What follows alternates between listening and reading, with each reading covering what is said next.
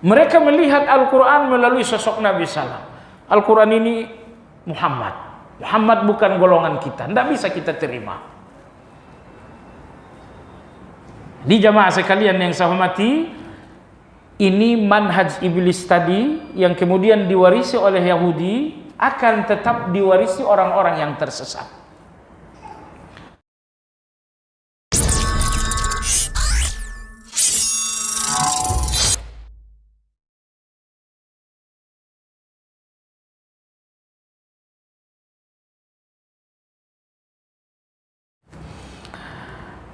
Jemaah sekalian yang saya hormati,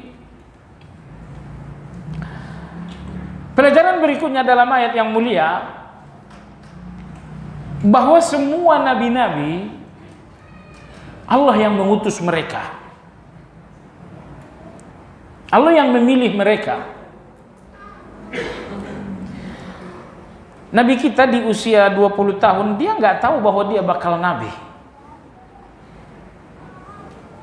Nabi Musa saat memukul sampai mematikan suku Kibti, dia pun tidak tahu bahwa dia akan jadi nabi. Jadi Allah lah yang memilih para nabi itu tanpa ikhtiar dari para nabi itu. Nah, ini pun perbedaan antara ahli sunnah dengan orang-orang tasawuf. Apakah kenabian itu mutlak pemberian Allah, ataukah kenabian itu bisa diupayakan seseorang?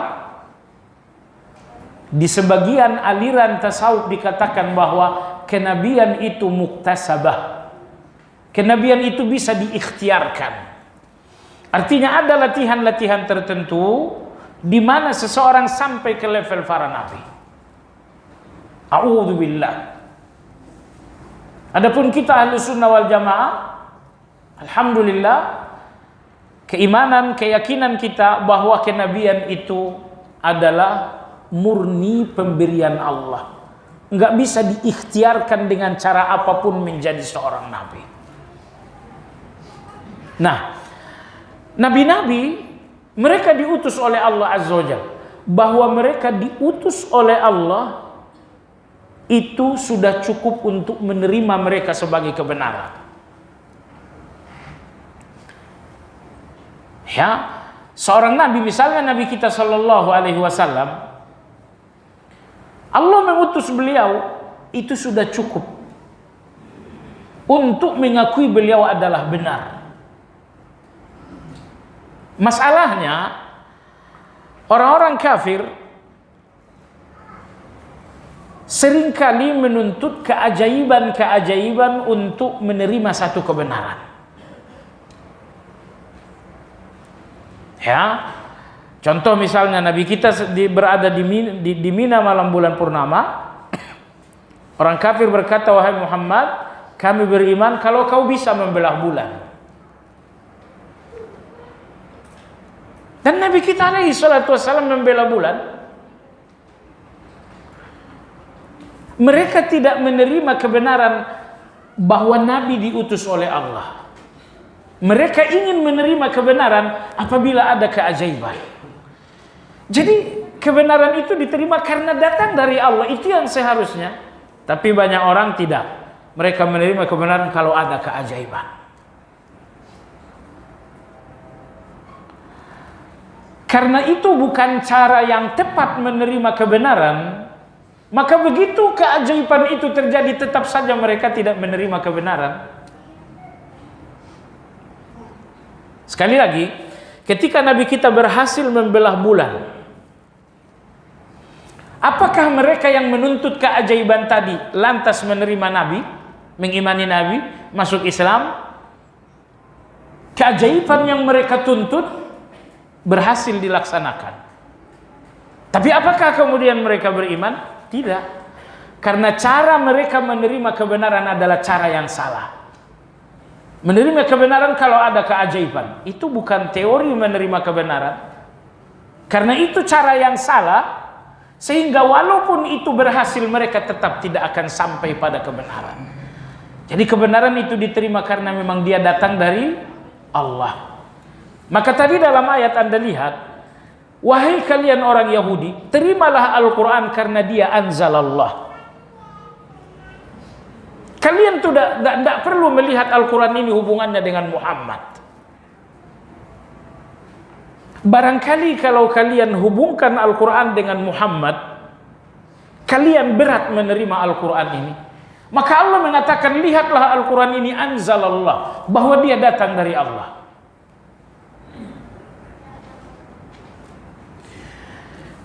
Dalam kajian terdahulu tentang tragedi iblis dan malaikat, kita pernah sampaikan, sewaktu Allah memerintahkan usjudu li Adam, wahai malaikat, wahai iblis, sujudlah kalian kepada Adam. Allah perintahkan untuk sujud kepada Adam. Jadi ada yang memerintah yaitu Allah, ada perintah yaitu sujud kepada Adam. Ini ada 3 unsur. Malaikat, mereka tidak mau melihat Adam, mereka mau melihat perintahnya. Ini ada perintah, sumbernya dari Allah, tidak usah lihat Adamnya, mereka sujud. Tetapi manhaj iblis enggak seperti itu. Lihat Adamnya dan tidak mau tahu bahwa ini perintah dari Allah. Manhaj iblis itu yang dijalankan secara sempurna oleh orang-orang Yahudi. Seandainya orang Yahudi melihat Al-Quran ini anzalallah, akan mudah bagi mereka untuk menerima Al-Quran. Tapi tidak demikian. Mereka melihat Al-Quran melalui sosok Nabi SAW. Al-Quran ini Muhammad. Muhammad bukan golongan kita, tidak bisa kita terima. Di jamaah sekalian yang saya hormati, ini manhaj iblis tadi yang kemudian diwarisi oleh Yahudi akan tetap diwarisi orang-orang yang tersesat. Dan jangan sampai saya dan Anda orangnya. Maksud saya begini, seseorang nyakitin Anda, ya sudah, kita azan dulu deh sebelum Anda sakit.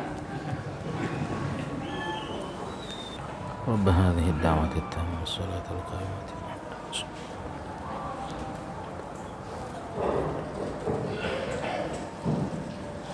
Baik, tadi kita berhenti tentang sudut pandang menerima kebenaran. Perintah sujud oleh para malaikat tidak dihubungkan dengan Adam, tapi dihubungkan dengan sumber perintah yaitu Allah. Akhirnya mudah bagi mereka untuk menjalankan perintah. Tapi iblis justru perintah sujud ini tidak dihubungkan dengan sumber perintah, tapi dihubungkan dengan Adam. Maka beratlah bagi iblis untuk bersujud kepada Adam. Orang-orang Yahudi dalam ayat ini juga persis seperti itu.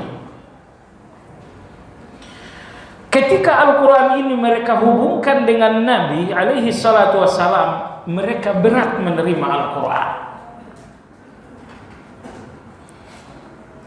Dan semestinya mereka jangan melihat itu, kalau memang itu berat, tapi cobalah, ini Al-Quran anzalallah. Nah, jadi tadi saya katakan hati-hati dengan jalan iblis ini. Misalnya Anda ataupun saya gitu ya, misalnya kita disakiti oleh seseorang. Oh, sakit sekali. Tiba-tiba seseorang menasihati, coba kau maafkanlah. Allah memerintahkan Anda untuk memaafkan. Nah, perintah memaafkan seseorang yang sudah sangat menyakiti. Kalau perintah ini Anda kembalikan kepada sumber, oh ini Allah yang merintah, mungkin akan mudah bagi Anda untuk memaafkan itu. Tapi kalau perintah memaafkan ini Anda hubungkan dengan orangnya, oh kalau dia yang lain nggak jadi soal, tapi yang satu ini belum bisa. Inilah jalan iblis yang saya katakan tadi. Jadi perintah apapun untuk Anda, hubungkan dengan sumbernya, yaitu Allah. Dan jangan hubungkan dengan manusianya. Perintah Allah yang dihubungkan dengan manusia tertentu mungkin itu berat. Dan tidak akan berat perintah itu kecuali ketika dihubungkan dengan Allah. Makanya dalam menjalankan perintah Anda diminta untuk ikhlas. Karena Anda akan menjalankan perintah lepas dari hubungannya dengan seorang tertentu, tetapi hubungannya hanya dengan Allah. Pelajaran terakhir dalam ayat yang mulia, orang yang menerima sebagian kebenaran dan menolak sebagian kebenaran, tidak bermanfaat kebenaran yang dia terima kalau kebenaran yang lain dia tolak. Anda lihat, orang Yahudi menerima Taurat, tapi mereka menolak Injil dan Quran. Apakah bermanfaat keimanan mereka terhadap Taurat saat mereka tidak mengimani Quran? Tidak. Kebenaran ini satu kesatuan. Maka mengimani yang satu berarti Anda harus imani semua. Bahwa Anda menerima sebagian kebenaran tapi menolak sebagian yang lain, apa yang Anda terima ini nggak bermanfaat kalau yang lain masih Anda tolak.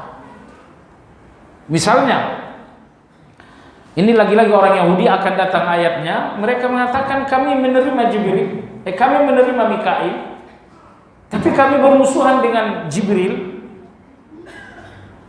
Mereka menerima Mikail dan menolak Jibril.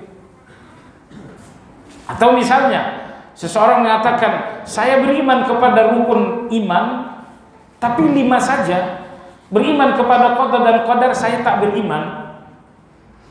Ini yang dinamakan Qadariyah. Di awal tahun 90-an, keimanan Qadariyah ini pernah berhembus kencang sekali oleh mendiang Harun Nasution. Waktu itu untunglah Hidayat Nur Wahid Hafizullah Ta'ala saat itu melakukan debat terbuka untuk membungkam Profesor Harun Nasution. Jadi maksud saya, rukun iman 6, menurut versi beliau cukup 5. Pertanyaan, manfaatkah mengimani 5 tapi tidak mengimani yang satu? Enggak manfaat. Ya, menerima sebagian kebenaran, menolak sebagian yang lain adalah jalan Yahudi. Dan keimanan, kebenaran yang Anda terima tidak bermanfaat kalau masih ada kebenaran yang Anda tolak. Terima kebenaran secara utuh, semuanya, jangan dipilah-pilah. Wallahu ta'ala alam. Demikian kajian kita malam ini. Ada pertanyaan? Baik, alhamdulillah tidak ada. Kita sudahi kajian malam ini. Subhanakallahumma bihamdika asyhadu an la ilaha illa anta astaghfiruka wa atubu ilaik. Alhamdulillahirabbil alamin. Assalamualaikum warahmatullahi wabarakatuh.